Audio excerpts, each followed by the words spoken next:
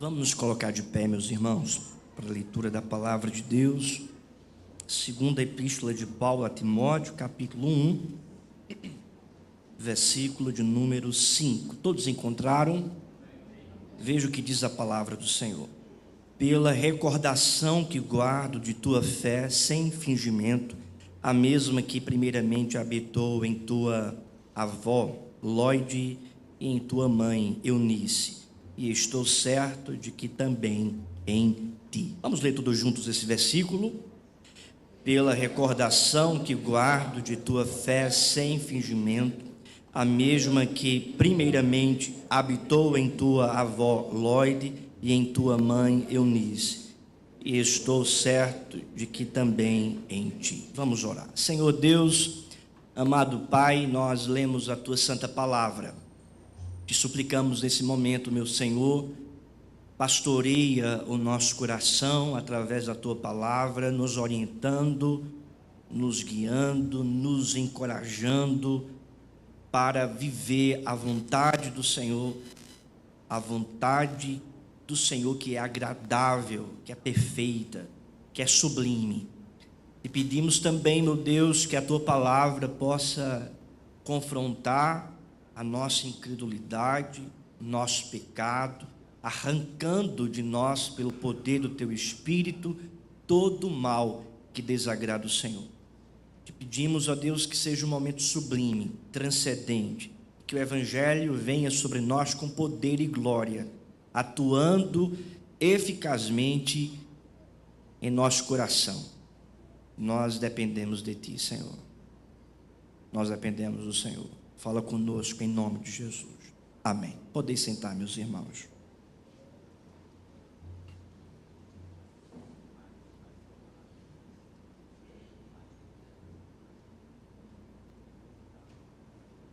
O que é que uma mãe realmente deixa para os seus filhos? O que é que uma mãe realmente deixa para os seus filhos? Você pode pensar, ela deixa bens, conselhos, heranças. Entretanto, existe uma herança maior que bens materiais. Existe uma herança maior que aquilo que uma mãe materialmente pode deixar para o seu filho. E essa herança é uma fé sincera que pode atravessar gerações. Essa herança maior que uma mãe pode deixar para o seu filho é uma fé sincera, verdadeira, que pode atravessar gerações. Foi essa verdadeira fé que a dona Eunice, a irmã Eunice, filha de Lóide e mãe do jovem pastor Timóteo, deu para seu filho. O texto que nós acabamos de ler, escrito pelo apóstolo Paulo, reflete essa verdade de uma mãe que entrega para o seu filho uma verdadeira fé capaz de transpor gerações. Veja que no texto que lemos, o apóstolo Paulo, ele dá graças. Primeiramente, ele dá uma saudação, no versículo 1 ao versículo 2, dizendo: Paulo, apóstolo de Cristo Jesus, pela vontade de Deus, de conformidade com a promessa da vida que está em Cristo, ao amado filho Timóteo, graça, misericórdia, paz da parte de Deus, Pai, e de Cristo, nosso Senhor. Então, ele primeiramente sauda Timóteo. No versículo 3, então, o apóstolo Paulo, ele expressa uma ação de graça.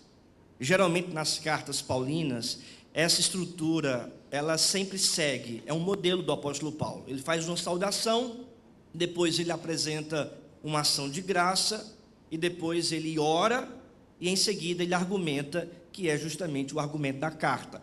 Essa estrutura das cartas paulinas está também aqui centrada nessa segunda carta a Timóteo. ele sauda e depois ele dá uma ação de graça. Veja, versículo 3: dou graças a Deus, a quem desde os meus antepassados sirvo com consciência pura, porque sem cessar me lembro de ti nas minhas orações noite e dia. Então o apóstolo Paulo, ele lembra desse jovem pastor Timóteo. É importante nós compreendermos o contexto, porque o apóstolo Paulo aqui, ele está preso na cidade de Roma. Ele foi levado preso desde Jerusalém, e ele escreve, portanto, essa carta com o objetivo de encorajar o jovem pastor Timóteo, pastoreando a igreja de Éfeso, para de fato viver a verdade do Senhor e o ministério que Deus o confiou diante da pressão secular e da pressão dos falsos mestres que estavam ali dentro daquela igreja, ao ponto de alguns ali, desconfiando da juventude daquele pastor, desprezarem o ministério de Timóteo. E Paulo, portanto, escreve essa carta para também encorajá-lo no ministério. Ele lembra desse pastor dia e noite. Versículo 4, vamos ler juntos? Lembrando das tuas lágrimas, estou ansioso por ver-te, para que eu transborde de alegria. Então, o apóstolo Paulo sabe que o ministério pastoral é um ministério de lágrimas, de sofrimento. Ele entende que ele está ali também sofrendo nesse campo de batalha, à frente ali na pregação do evangelho e no pastoreio da igreja. Entretanto, o apóstolo Paulo está ansioso em ver esse pastor, em ver Timóteo, para que o seu coração possa transbordar de alegria. E nessa recordação cheia de ações de graças, o apóstolo Paulo recorda da mãe de Timóteo, Dona Eunice, e também de sua avó, Dona Lloyd. Veja, versículo 5: pela recordação que guardo da tua fé, sem fingimento, a mesma que primeiramente habitou em tua avó, Lloyd, e em tua mãe, Eunice, e estou certo de que também em ti. Paulo se encontra com Timóteo, especificamente em Atos dos Apóstolos, no capítulo 16, na cidade de Listra, quando ele vê esse jovem e vê que ele tem aptidão para o ministério e o chama para a viagem missionária. Agora, o apóstolo Paulo, recordando da fé de Timóteo, recorda também dessa mulher, dessa mãe, Eunice, judia, mas casada com um gentio, que, nas palavras do apóstolo Paulo, reflete essa fé que transpôs a sua geração e atingiu também o coração de Timóteo e a geração de Timóteo. Não somente Eunice, mas também Lloyd. Percebe que essa fé vai transpondo gerações, que habitou em Lloyd, como também em tua mãe Eunice, e eu estou certo de que também em ti. Ou seja, é uma fé que transpõe gerações. Essa é a herança que Lloyd deu para Eunice, Eunice deu para o seu filho, e que você, mulher, e você também, pai, pode dar para os seus filhos e para as futuras gerações. Pensando, portanto, irmãos, nessa recordação e nessa mãe de uma verdadeira fé, eu gostaria de tratar a seguinte verdade: mães que geram filhos na fé. Mães que geram filhos na fé. Até porque Timóteo não foi gerado apenas do ventre de Eunice, mas foi gerado no ventre da fé desta mulher. Porque Paulo diz: a fé que habitava em Lloyd, Eunice, também habita em você, Timóteo. Mães que geram filhos na fé. E a primeira verdade, meus irmãos, é que uma mãe que gera um filho na fé é uma mãe que possui a verdadeira fé.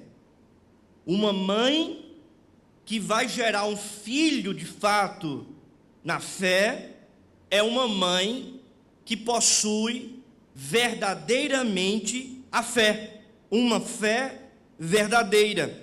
Porque percebe aí o texto dizendo, pela recordação que guarda a tua fé sem fingimento. Ou seja, o apóstolo Paulo está enaltecendo essa fé que foi passada de geração em geração e agora chegou na vida de Timóteo. Para que Timóteo pudesse receber essa verdadeira fé, alguém tinha que ter essa verdadeira fé. Ou seja, para uma mãe passar fé para o seu filho, ou uma mãe gerar verdadeiramente um filho na fé, essa mãe precisa ter a verdadeira fé. E o que é a verdadeira fé?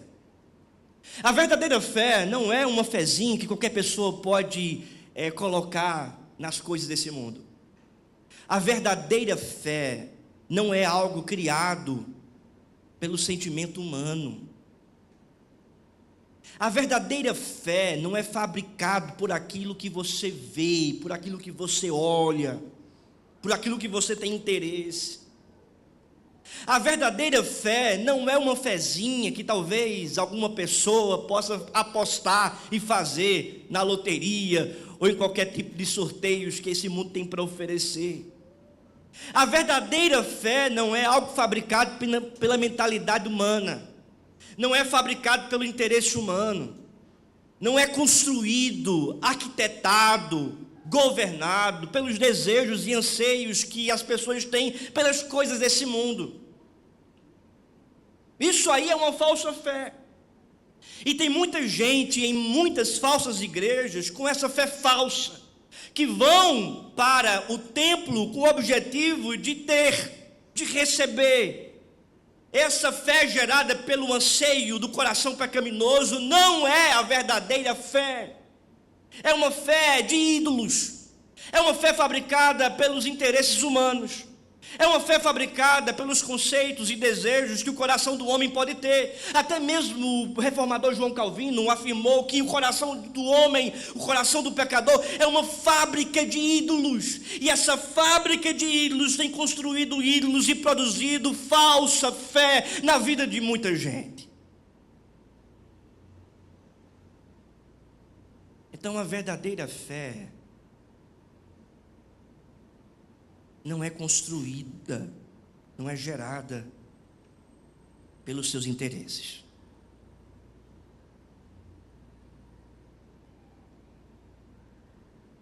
Porque talvez você diga ou pense: eita, eu quero tanto isso, eu almejo aquilo. E talvez você fique pensando que isso pode gerar fé no seu coração. Isso não gera fé. Isso não gera verdadeira fé. Porque tem muita gente que tem interesse, que tem anseio, mas que tem uma fezinha, uma pseudo-fé, mas não a fé verdadeira. A fé verdadeira é um dom de Deus. A fé verdadeira é criada por Deus. A fé verdadeira é arquitetada por Deus. É gerada por Deus. É dádiva por Deus. É dom de Deus. Volte um pouco a sua Bíblia, mantenha ainda a sua Bíblia marcada aí em 2 Timóteo, mas volte umas páginas, Efésios capítulo 2, veja o que diz a palavra de Deus. Efésios capítulo 2, versículo de número 8. Vamos ler juntos? Porque pela graça sois salvos, mediante a fé, e isto não vem de vós, é dom de Deus. Mediante a fé, e isto não vem de vós, é o que? É dom de Deus.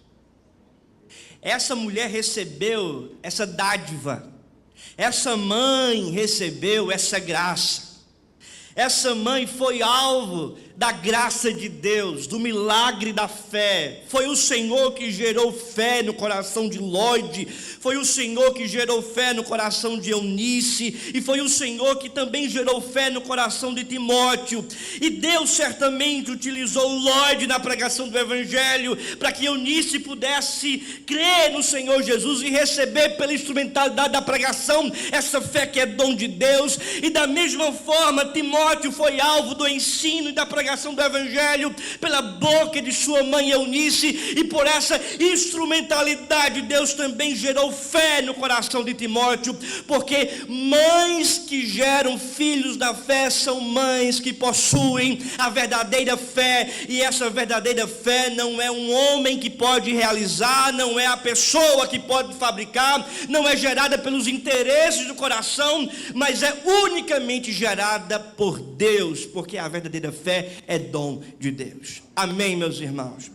Segunda verdade é que uma mãe que gera filho na fé é uma mãe não apenas que possui a verdadeira fé, mas é uma mãe que vive essa fé que é verdadeira, que vive essa fé que é verdadeira. Porque nas palavras de Paulo, veja no versículo 5, pela recordação que guardo de tua fé sem fingimento. Ou seja, essa fé que é verdadeira, que não é falsa, que não é fingida. Paulo, portanto, está olhando para Timóteo, está dizendo: Timóteo, eu vejo em você um homem que vive essa fé, alguém que de fato anda nessa fé. Essa fé que não é apenas da boca para fora, que não é apenas pregada, que não é apenas ideologizada. Essa fé que de fato é vivida, é encarnada. Essa fé que é instrumento para viver, para andar, para praticar, para obedecer. É uma fé sem fingimento. E se Paulo diz isso de Timóteo, é porque Paulo viu a vida de Timóteo, é porque Paulo andou com Timóteo, é porque Paulo compreendeu não apenas a teologia de Timóteo, mas a prática de Timóteo. Paulo, portanto, tem entendimento diante do seu olhar para com aquela vida, de que esta vida, de que Timóteo, de fato, tem uma fé sem fingimento. Ou seja, é alguém que vive. Mas da onde vem isso? Da onde vem essa prática? Da onde vem essa fé sem fingimento? Isto é, uma fé que de fato é encarnada, não é apenas teórica, mas é praticada. Da onde vem? Vem de sua mãe, vem de sua avó. Diz a palavra, a mesma que primeiramente habitou em tua avó Lloyd e em tua mãe Eunice, e estou certo de que também em ti. Isto é, ele está identificando essa fé que é praticada, que é vivida, essa fé sem fingimento, não apenas na vida de Timóteo, mas na vida de sua mãe, na vida de sua avó, na vida de sua família. Tua mãe viveu essa fé sem fingimento, tua avó viveu essa fé sem fingimento. Não apenas possui, mas vive, mas anda por meio dessa fé, mas anda por meio dessa palavra. E aqui, meus irmãos, duas questões. A primeira é que essa fé não é simplesmente esse dom de Deus que habita no coração do pecador, essa dádiva que vem do Senhor, mas é também um arcabouço doutrinário. Se revela também na vontade de Deus. Por exemplo, quando alguém vai professar a sua fé em Jesus, pecador que vai professar a sua fé, ele vai afirmar: eu creio em Jesus Cristo como meu Senhor e Salvador. Isto é, Cristo é o meu Senhor, eu estou submetido ao seu senhorio, eu estou submetido ao seu governo. Não existe nada nesse mundo, nem em mim, que possa ser superior a Jesus Cristo. Ele é o meu rei, Ele é o meu dono. Eu sou escravo de orelha furada, eu vivo para Ele. Não sou eu mais quem vivo, mas Ele vive em mim. Existe uma teologia por trás dessa fé. Existe um arcabouço doutrinário por trás dessa fé. É uma profissão de fé. Ele também é meu Salvador, isto é, eu sou pecador, os meus pecados me levam para o inferno, porque o salário do pecado é a morte, mas Jesus Cristo veio para morrer pelos meus pecados, o justo veio pelos injustos, de tal modo que a sua obra no Calvário, o seu sangue derramado, me purifica, me limpa de todos os meus pecados, quando eu me arrependo e creio nele, e torno ele como meu representante. Eu não estou mais debaixo do primeiro Adão, eu estou agora debaixo do segundo Adão, que é Jesus Cristo. Ele me representa porque ele é justo e a justiça dele se aplica a mim por meio dessa fé. Ele é, portanto, o meu Salvador. Existe um arcabouço doutrinário, existe uma teologia, existe um evangelho, existe uma verdade profunda que essa mulher crê, que Eunice estava crendo e que Timóteo também cria. É uma fé sem fingimento, é crer nas verdades do Senhor. Viver a fé é conhecer a fé, é conhecer a verdade do objeto dessa fé. Se eu creio no Senhor, se a minha fé é depositada no Senhor, eu preciso então conhecer o ensino desse Senhor, eu preciso conhecer a obra desse Senhor, e eu preciso conhecer também a pessoa desse Senhor. Isto é, eu preciso conhecer o ensino de Jesus, a obra de Jesus e a pessoa de Jesus, porque não existe fé sem fundamento doutrinário, não existe fé sem verdade teológica, não existe fé sem ortodoxia, não existe fé sem entendimento daquilo que Deus é, para viver a sua vontade. Como nós podemos, irmãos, andar de acordo com a vontade do Senhor, sem conhecer o Senhor? Ou projetando no Senhor os nossos achismos, os nossos interesses, os nossos desejos. Há quem diga que o fundamento da idolatria é a ignorância, porque quando não se conhece, abre então espaço para sincretismo, misticismo, pseudo-cristianismo, falsa fé. Era uma fé sem fingimento, porque ela entendia e compreendia de fato o Senhor. Agora veja, ela compreende, essa mulher entende, essa mãe sabe em quem crê, e então anda, vive, pratica esse entendimento bíblico. Ela não anda pelo que vê, ela não pratica o que deseja, ela não vive pelo sentimento, mas ela anda, pratica e vive pela fé na palavra.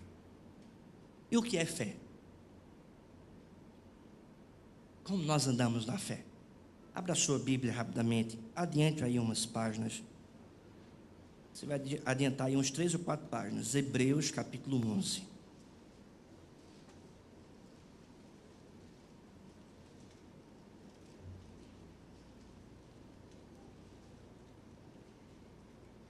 O que é que diz? Hebreus capítulo 11, versículo 1, 2 e 3. Vamos ler juntos? Ora, a fé é a certeza de coisas que se esperam, a convicção de fatos que não se veem. Pois pela fé os antigos obtiveram bom testemunho. Pela fé entendemos que foi o universo formado pela palavra de Deus, de maneira que o visível veio a existir das coisas que não aparecem. É a certeza das coisas que se esperam. Nós esperamos as promessas de Deus, nós andamos de acordo com as promessas de Deus, nós vivemos e praticamos a palavra de Deus. nós desfrutamos da promessa de Deus. Não é o que eu vejo, não é o que eu sinto, mas é o que eu sei, e essa convicção do Evangelho, naquilo que eu creio no Evangelho, que eu entendo da palavra de Deus, vai me fazer esperar para viver essas verdades. A fé é a certeza das coisas que se esperam, a convicção de fatos que não se veem. Ou seja, o que deve ser mais real na nossa vida não é aquilo que a gente sente, não é aquilo que aparenta, não é aquilo que a gente vê, mas é a palavra de Deus, a promessa de Deus. Porque a fé de Timóteo, de Eunice, de Lloyd era uma fé sem fingimento, não era uma fé falsa, porque de fato eles viviam aquilo que eles criam, eles andavam de acordo com a palavra. Eles olhavam e percebiam que o mundo é uma ilusão, e o que é mais real, além deste mundo, é a palavra de Deus, é a promessa de Deus. Portanto, meu querido irmão, minha querida irmã, não seja guiado, não seja guiada por vistas, pelo seu sentimento, por aquilo que aparenta. Talvez você esteja passando por uma dificuldade, algum dilema na sua vida, alguma questão no seu coração, e você está dizendo: eu vou fazer isso porque eu sinto, eu vou andar por esse caminho porque eu vejo, eu vou fazer aquilo outro porque é o mais óbvio. Mas eu digo para você: lembre-se da palavra de Deus, lembre-se da vontade de Deus, lembre-se da promessa de Deus, e ande não por aquilo que você sente, mas por aquilo que a palavra de Deus existe em você. Ande não por aquilo que você vê, mas por aquilo que a palavra de Deus te orienta. Pratique não aquilo que você se agrada ou sente prazer no coração, mas pratique aquilo que agrada a Deus, para que você de fato possa viver uma fé sem fingimento, uma verdadeira fé.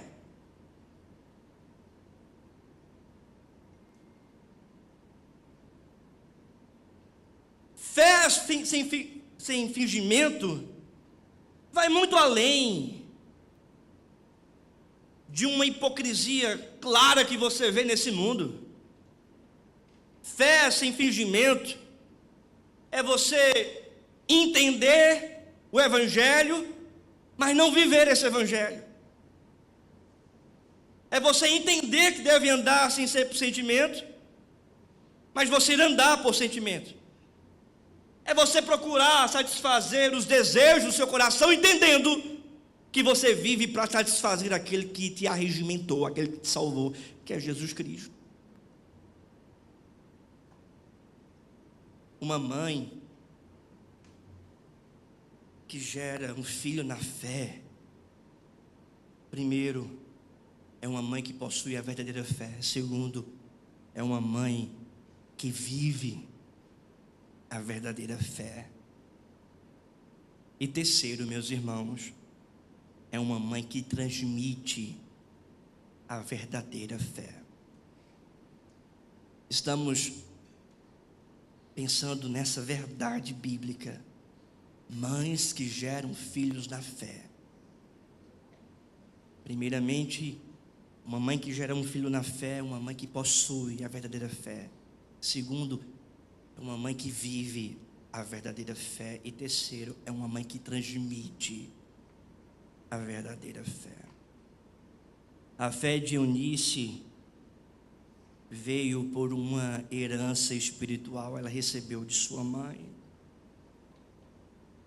Ela foi discipulada por sua mãe, Lloyd, e passou esse legado para o seu filho Timóteo.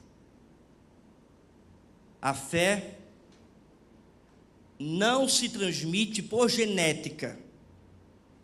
E talvez você fique pensando isso: meu filho é crente porque eu sou crente. Meu filho está salvo porque eu estou salvo. Irmãos, não existe salvação a reboque. Você, mãe, e aplico também para os pais, precisam transmitir essa fé para a vida dos seus filhos. Essa transmissão deve ser intencional. Essa transmissão não deve ser terceirizada. Essa transmissão deve ser diária. ela primeiramente deve ser intencional, ou seja, você deve de fato ter uma intenção de transmitir esse conhecimento bíblico que você tem para os seus filhos. Não é algo aleatório, não é algo deixa a vida levar. Não, você tem que ter uma intenção. Uma mãe precisa preparar o filho 24 horas por dia, intencionando gerar no coração dos seus filhos uma fé verdadeira, que possa então lá na frente, aquele filho professar essa fé verdadeira no Senhor Jesus. É algo intencional. Segundo, é algo também diário, é 24 horas por dia, mas também todos os dias. É isso que nos ensina a palavra, de que o crente deve meditar na palavra de dia e de noite. Ele deve inculcar a palavra no coração de dia e de noite. Ele deve ler a palavra de dia e de noite. É por essa razão, você mãe, você pai, você avó, avô, você precisa diariamente ler a palavra com o seu filho. Você precisa ensinar a palavra de Deus para o seu filho. Você precisa transmitir essa verdade da palavra de Deus para o seu filho. Você precisa fazer isso para então gerar fé. Por quê? Porque a fé que é gerada por Deus é oriunda da pregação. Conforme diz o apóstolo Paulo em Romanos, a fé, irmãos, ela vem pelo ouvir, e ouvir a palavra de Deus. Traga seu filho para a igreja, oriente seu filho, discipline seu filho, até mesmo com vara, quando ele de fato persistir na desobediência, porque a palavra de Deus diz que a mãe ou o pai que não disciplina o seu filho com a vara, está encomendando a alma de seu filho para o inferno, é o que diz o livro de Provérbios. Mas você vai ser guiado ou guiada pelos conceitos modernos da pedagogia, e alguns aspectos desses conceitos que vão contra a palavra de Deus, ou você vai ser guiado pela palavra? Você vai ser guiado pelo sentimento, ou você vai ser guiado pela palavra? Você vai ser guiada ou guiado pelos seus interesses, pelos seus achismos, ou pela palavra de Deus? Veja, nós precisamos, irmãos, transmitir essa fé para os nossos filhos. Mães, transmitam essa fé para os seus filhos. Isso deve ser intencional, isso deve ser diário, isso deve ser 24 horas por dia. É como um treinamento, o tempo todo você vai estar treinando. Eu me lembro da primeira vez que eu tive que disciplinar minha filha, a primogênita, né, a Luísa. Ela estava desobedecendo, e a gente já tinha colocado ela de castigo algumas vezes. Olha, você não pode desobedecer, isso é um pecado contra Deus. E eu me lembro que ela insistindo na desobediência, e eu dizendo para Renata: Renata, vai tu, porque para o pai é muito difícil, e a gente tem que ser guiado pela palavra e não pelo sentimento. E eu jamais quero fazer um negócio desse, disciplinar a filha.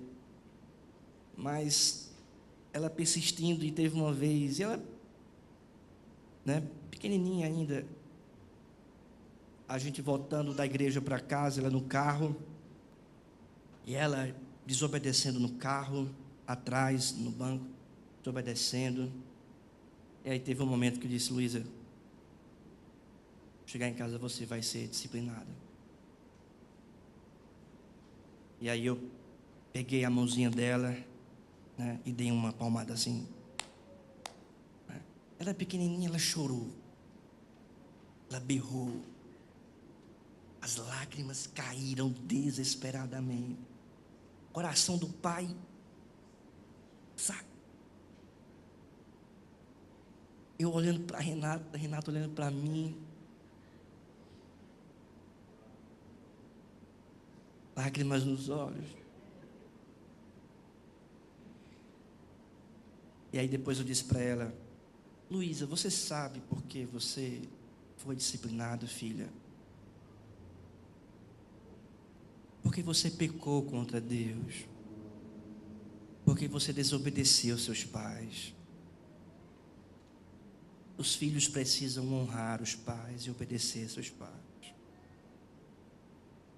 Porque os pais só querem o bem dos seus filhos. Meus irmãos, mães, pais, eu rogo aos irmãos,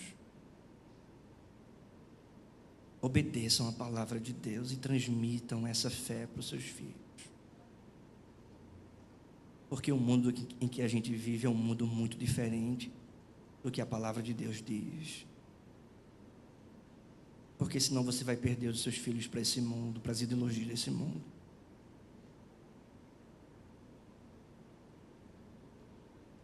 Permaneçam firmes nas promessas do Senhor, como nós cantamos. Mães que geram filhos na fé são mães que possuem, vivem e transmitem uma verdadeira fé. Meus irmãos, que cada mãe aqui também possa ser encorajada a gerar filhos na fé, e que essa verdade também seja vivenciada não somente pelas mães, mas pelos pais, pelos adultos, pelos solteiros, pelos jovens e também pelas crianças. Vamos nos colocar de pé e vamos orar.